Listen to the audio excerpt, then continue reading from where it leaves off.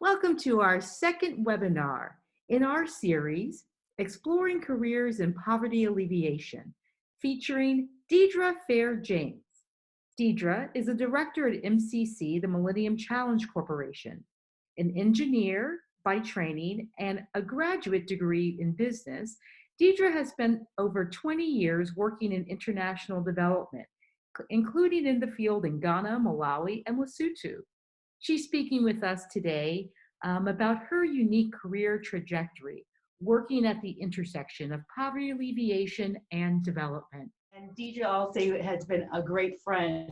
In fact, she was the one who actually introduced me to the Millennium Challenge Corporation. I don't know if she remembers. Well, thank you so much, Beverly. I've been with the Millennium Challenge Corporation for, I can't believe it, as I say it, 15 years now. So some of you, don't tell me how old you were when I joined.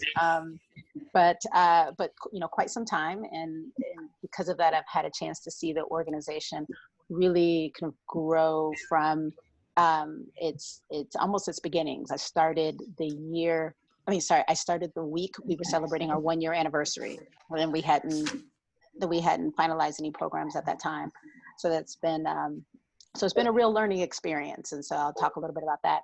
But just to kind of give some quick background on me, I'm originally from the Midwest, so Free University of Wisconsin folks. I was born in Detroit, lived there half of my childhood, and then spent the other half. We moved when I was 9 to Indianapolis. And so I spent the other second half of my childhood in Indianapolis. And then I went to Purdue University, another Big Ten school for University of Wisconsin folks. So I went to Purdue to get my undergraduate degree in engineering. And then, as Beverly was saying, went to business school and then did international development. But I thought it might be helpful for me. One of the first questions she wanted me to talk about was my story. And my trajectory from engineer to businesswoman. And, you know, I'd first like to maybe kind of as a top line say that really, you know, what does my trajectory look like? A series of opportunities, you're seizing on opportunities that presented themselves. So, you know, the first pivot actually came when I was a teenager. I had wanted to be an architect from the time I was 9 years old. And all I talked about was wanting to be an architect. But right around the time I was 15, I realized I couldn't draw. I actually visited an architecture program, and when they showed me architecture renderings, I was like, I could do the math, I could do the science, but I could never draw like that. And so I started talking to people about, well, what's the closest thing to being an architect? But I don't have to know how to draw. And they said, I'm a civil structural engineer. And just to, again, date myself for those of you who are like, well, what about CAD or computer programs? Back then, that was very nascent. You still had to use the drafting tables and so forth. And I knew that I had actually taken a drafting class, and I knew that was, let's just say, not my talent. And so I did that first pivot at a young age and decided to, instead of going to architecture school, going to school to become a civil structural engineer. And I enjoyed it. I enjoyed creating things. I enjoyed starting with a blank sheet of paper and then having a building, or, well, I mean, I didn't do buildings early in my career, needless to say, but having a pipe bridge or a small modification of a warehouse or something of that nature. But after working in corporate, and I worked for a Fortune 500 company as a civil structural and facilities engineer. We had large manufacturing concerns all over the United States, and I would travel to different parts of the United States and help them work on buildings, improve buildings, and supervise construction crews and things of that nature. And I learned a lot. In terms of how to operate in an environment, in many cases where I was the only woman, only female engineer, where a lot of people who worked for me on the construction crews were twice as old as I was, and easily, sometimes even more. And more often than not, I was the only person of color. So it was a big learning experience on how to get people to, how to work with people, how to get people to follow your lead when, I'll say, their first inclination is not to follow your lead. And so, and all of the different strategies to employ in doing that. But, you know, a couple of years into my career, about 3 years into my career, I was thinking, you know, I was making good money as an engineer. I bought my first house at 24. Now, granted, it was Kansas City. I mean, you can't try to do that in other parts of the country. I know it was not even possible, but, you know, I bought my first house and I had my dream car, which was Mustang. And then life was going well, but I was not feeling like I was doing something that was meaningful to me. And so I really started thinking about, you know, what do I want to do with my life? I could go to sleep tomorrow. I was 25 at the time. I could go to sleep tomorrow and I could wake up and I could be 55 years old, a couple years from retirement, and have worked there all my life. And how would that make me feel? And it did not make me feel good. And so I started kind of looking around, but to be honest with you, this was before, like, kind of pre-internet. I mean, there was AOL, ask your parents about it, they'll tell you about AOL.com, but there really wasn't, like, you know, the Google to search, and back, you know, this is actually, you know, in the mid 90s, there wasn't a whole lot of kind of movement toward, you know, social impact or, you know, international work or so forth. I mean, if you did international work, you either joined the Peace Corps or you joined the Foreign Service. And I wasn't sure if I wanted to, you know, make that leap in terms of a career, like by joining the Foreign Service. And I have to admit, Peace Corps, I have a lot of good friends who are in Peace Corps. I admire them, but I wasn't sure if I necessarily wanted to have that life either. And so, again, in terms of opportunity, seizing opportunities, a good friend of mine, who's still a good friend, who is from Ghana, when I was telling her about this deep desire I had to really make a pivot, and I wanted to do work that had meaning, and also at the same time, I was really feeling the pull of going to Africa. You know, it wasn't to visit, just to visit. I felt like I really wanted to live, you know, in Africa, work in Africa, where I wasn't sure. But she's from Ghana. And so, you know, she told me many wonderful things about Ghana, and through her uncle, I was able to get a job with a Ghanaian engineering firm, and it literally changed my life. So that was the second pivot. I quit my job. I sold my car, sold my house, gave away most of my stuff, and packed up my life in 2 suitcases. And I moved to Ghana to work for an engineering firm. And we built, you know, buildings and bridges and roads. And even when I moved back to Ghana a couple of years ago as part of this job, I got a chance, actually, I worked out of one of the buildings that I worked on 20 years ago, which was wild. So it was a, you know, phenomenal experience. But one of the things that I saw when I was in Ghana, because I was planning on staying for the rest of my life and career, was that you could be the best engineer in the world, but nothing gets built without money. And I saw how, particularly in the infrastructure space, that not just the lack of capital, but also the lack of sometimes autonomy and say that countries have in deciding what infrastructure gets built bothered me. And so it seemed that other countries, you know, particularly, you know, donors or other organizations, were saying, this is what you need to build, and here you go. And so I really was fascinated about, one, how can you bring more money into developing countries to build infrastructure, and then how can you ensure that the countries, not just politicians, but communities and business people, NGOs, be a part of that conversation about what gets built. Because living there and working for a Ghanaian engineering firm, I kind of sometimes I see the absurdity in terms of the projects we were working on and who determined what got built. So then I had the third pivot, and people were telling me that when I was there, hey, if you really want to do this, you should go to business school and learn how infrastructure finance works. And so in that third pivot, I decided to go back to business school, came back to the States to go to Columbia. Loved it. Was this close to going into investment banking. This was the late 90s, and people were making a lot of money and things were good and they were riding high. But fortunately, again, through a serendipitous exchange, I was at an MBA recruiting lunch, happened to sit next to some people that worked at the International Finance Corporation. When they told me what they did, I was like, oh my gosh, that sounds like exactly what I want to do. And so they connected me with a recruiter who happened to be coming to Columbia soon. And instead of going into banking, which is what I did over the summer and what I was planning on going back to, just some more like domestic kind of investment banking, I went to work at the International Finance Corporation, working in Central Asia, Middle East, and North Africa, and then power and infrastructure. Learned a ton, got a chance to travel to some really interesting places and meet great clients.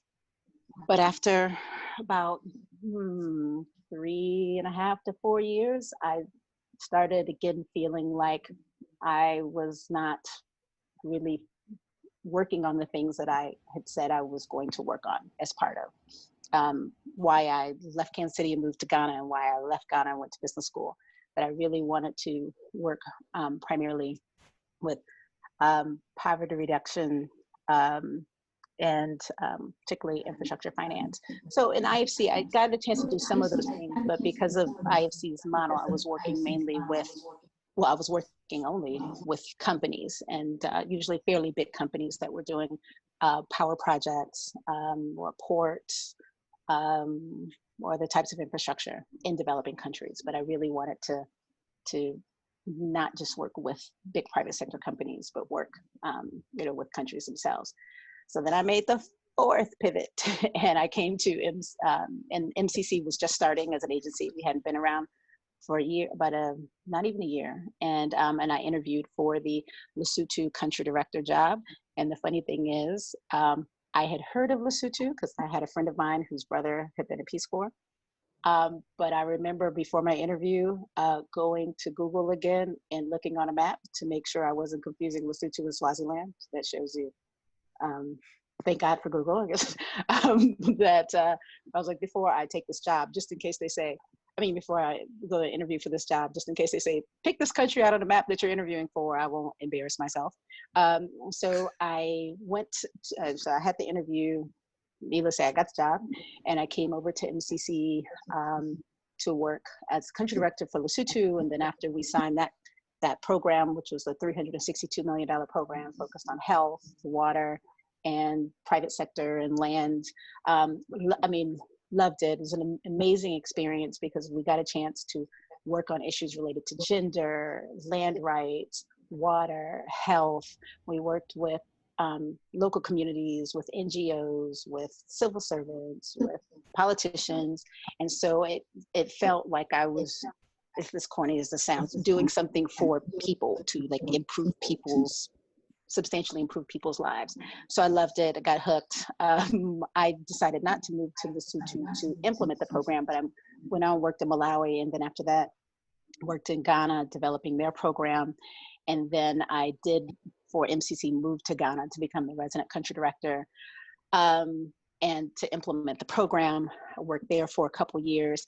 And then because of, I have married, I have two, I guess smallish, they're 4 and 8, so not small children. But at the time, my youngest son had some health challenges. And so we had to move back to the United States. So that was my 5th pivot, in that I could no longer do the country director job, which requires a lot of traveling.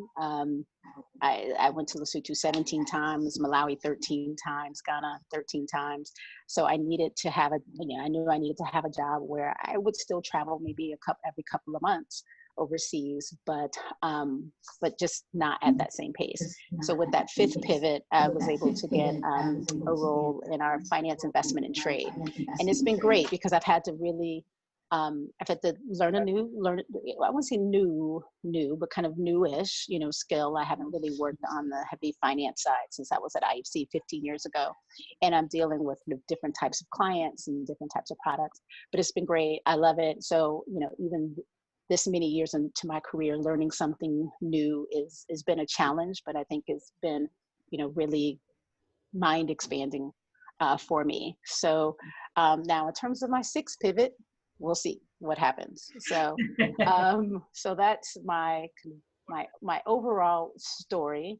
My day-to-day is like probably for a lot of you all, meetings, working on documents, developing strategies. Where we're most productive, frankly, is in the field. I was just in Lesotho in South Africa 2 weeks ago, meeting with investors for this potential horticulture project we're doing in Lesotho, and visiting sites with their anchor farmers and joint venture farmers, and going to communities and talking to people in the communities about what they want. I could be meeting with a minister one day and a village head another day, and a leader of an NGO another day. And then also I do a lot of just learning and reading. I read a lot of reports on impact. And so my role now, I lean toward the impact investing space. So I'm trying to educate myself more in impact investing, and I'm on the phone with people. I was actually supposed to go to a conference next week, but we're all grounded, so I won't be going to that. But a lot of learning and reading as well. My goal is, our goal as an agency, which is actually my goal as a career and how I want to make an impact, is poverty reduction through inclusive economic growth. And we could talk a little bit later if you have questions about, that inclusive part is something that is really, really key for me. And I think and even before I could name it, is one of the reasons why I did these career pivots. And so when I say inclusive, so not just the elites, or not just for the politically well-connected, not just thinking that growth is just growth and that's good and it'll trickle down to poor people when it gets there. Women, youth, rural areas, regions outside of the country capitals, that, ensuring that the growth doesn't just stay up here is key, and how you structure your programs has a big impact on that. So my motto is be open, be prepared.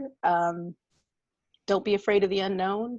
I had no idea that the IFC job existed, or that the MCC didn't exist, but even like people did an MCC type job. But fortunately, the best job for you might be the one that you don't even know exists, and it may not even exist yet.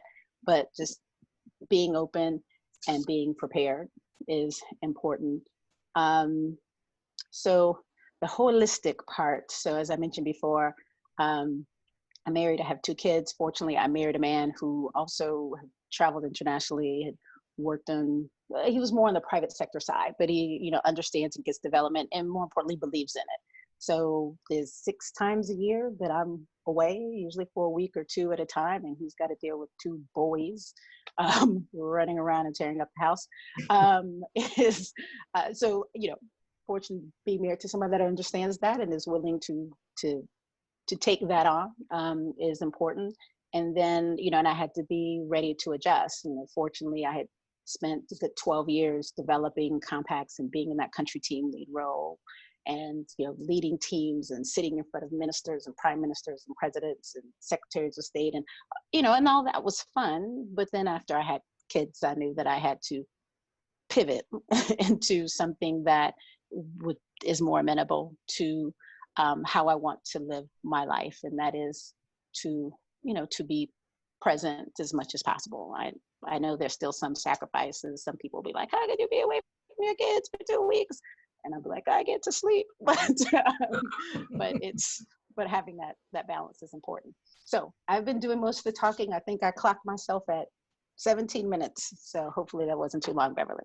No, that was perfect. And thank you, Deidra, for sharing a little bit about your story. We're going to open it up to question and answers, and folks can be thinking about some things. If there's something that resonated, or if there's any questions you have about inclusive economic growth, about some of her pivots, happy to take that. You can either just raise your hand and maybe unmute your mic, because I think I might have muted some. So feel free. And then if you want to, you can in the chat.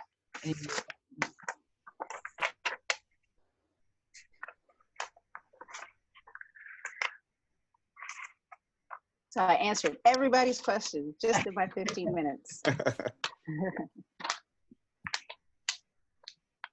Well, maybe I'll ask a question. In terms of, for most of the folks on the phone, are you thinking more along the lines of kind of private sector solutions? Are you looking at, working for your home governments? Are you thinking more of the NGO route? Good question. And again, I think you'll have to unmute your mics. Tenton? Hello. Hi. I really apologize. I got in late, but then I got to hear most of your stories, and Okay, good. I think it's really fun to hear it, and I really enjoyed it. Thank And you. then I was really intrigued by your term inclusive in the economic growth, because I feel like I'm studying economics right now, and then we talk a lot about growth, but at the same time we also talk about it trickling down, but in real life it doesn't actually happen. Right.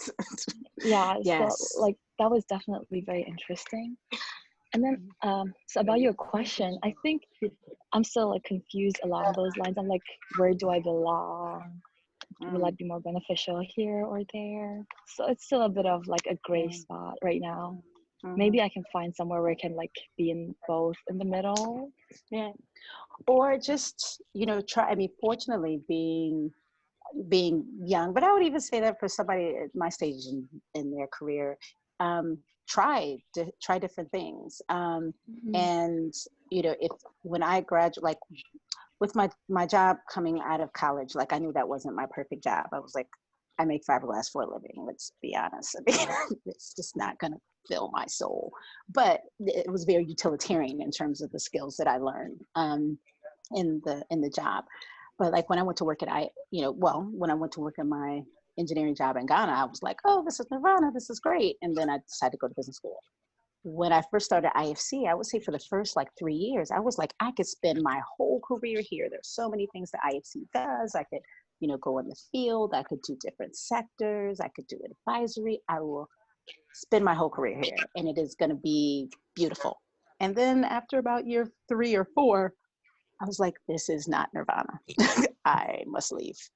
And so, MCC, I thought it was going to be the same thing. To be honest with you, I never thought I would be here 15 years. Never, never, never, never, never. But each, the way that our project cycle works, usually it takes about 2 to 3 years to develop a program. And so I would develop a program, and just to, as I was kind of getting tired with it, we would finalize it, and then I could move on to the next one. And then I would get excited about a new country and learning everything I could about that new country. And for a while, I thought, I have the best job at MCC. I'm a country director. I get to, lead teams. I get to lead these programs. And now I'm like, that's the worst job at MCC. There's no way I'd want to do that job. And so, at the time, again, I was younger. I had more sleep because I didn't have small children then. I had more of ability to travel to and fro. And so it worked for 12 years until it didn't. And now, that I work in finance, investment, and trade, I'm like, I have the best job at MCC. And who knows, maybe in a year and a half, I'll be like, oh, I'm so done with this, and I'll go someplace else. So so you don't necessarily have to put pressure on yourself that I need this perfect job, when I graduate, or this first job I, take it, it has to be perfect. It has to be nirvana. No, it doesn't. It's, if you, you're there to learn, and you understand what you could potentially, learn from it, how you can grow. And then there's a path. I'm hoping that whatever my 6th pivot will be, I'll be like, oh my gosh, the last 25 years of my career have been, I was living in a fantasy. None of it was, I was not happy until I had this job, So I hope that is the case. So we'll see. So don't put a lot of pressure on yourself to have this. I think sometimes this is this might be a generational thing. And you guys are probably mostly Gen Yers, but I know with millennial, I'm not a millennial, I'm a Gen Xer. But I know with millennials, people will complain that, oh, they feel like they have to, graduate from college and have their, perfect job. Whereas Gen Xers are just like, I got a job because that's what I need to have in order to eat. So I will do this. We're kind of more utilitarian. And so even though, I mean, I'm nowhere near a millennial, like nowhere, like a decade away from being one millennial, but I think I'm kind of a little like millennial-like in that I'm still very kind of journeyman Gen Xer in terms of you know, you work, you get a job, you eat, you pay bills, but then also part of me is like my work has to have meaning as well. And so I just try and find where those, you know, as much as possible. And I, like I said, and I've been really fortunate, but I also think I'd like to think I've made some good choices as well, but at least in the last 20 years or so, I've been able to intersect those things in terms of, you know, bills are paid, but I also really believe in what I do, and I really like what I do. Deidra, one of the things that comes to mind, and thank you so much for sharing that, is I love your description of both the pivots and the idea of what it looks like to be a continuous learner. Because what I think we all know is we say that to be a continuous learner, there's always more to learn. We can take the skills, the experience, and build almost building blocks, and that we can recreate or create that thing that we want. So even part of your question about, you know, so I'm not sure, and that's totally okay, because our vision is going to evolve. And so being okay in knowing that sometimes it will evolve, and maybe you go one route and it could show you what it's not.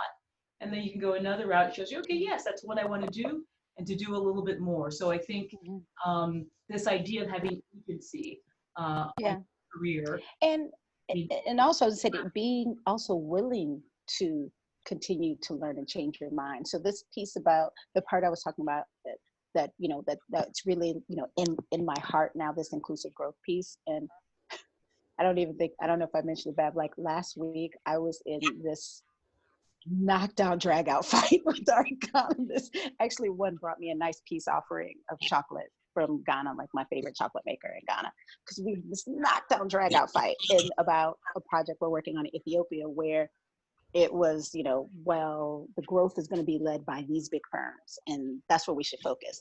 And then me and my colleagues who work on gender and social inclusion were saying, well, no, you know, we need to figure out also how we structure this program.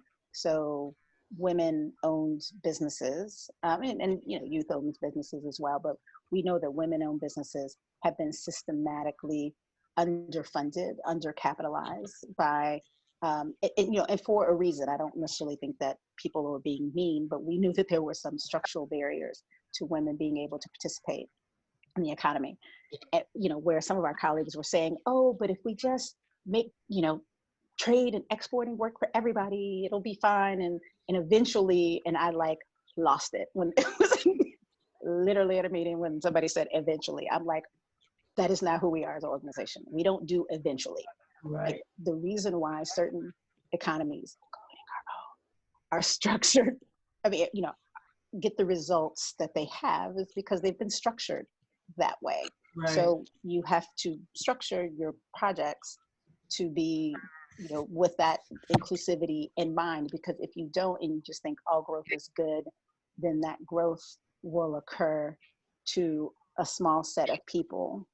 And it may, you know, a rising tide may lift all boats, but we've seen evidence where it lifts some boats high and some boats get stranded on the bottom of the ocean.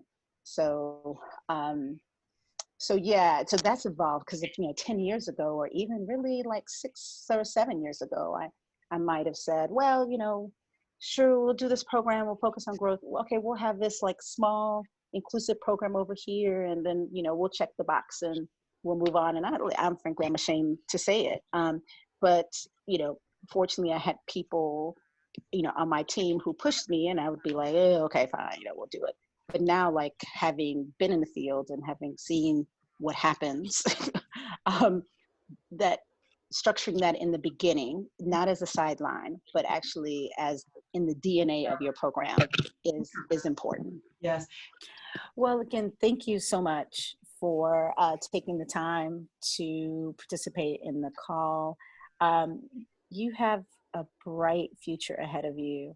There's a lot of darkness in the world and a lot of challenges in the world, but it's also a great time, I think, for this field to say you want, you know, to, and opportunities to make an impact, and also think differently about how economic growth and poverty reduction in countries and how that's going to play out over the next couple of decades is not going to look like the States, and it shouldn't. You know, I think each country or each region is poised to chart their own path to make sure that there's inclusive growth for their citizens. And it's, you know, and it's a great time. And I look forward to hearing great things about each and every one of you. Excellent. Thank you, Deidra. We appreciate You're welcome.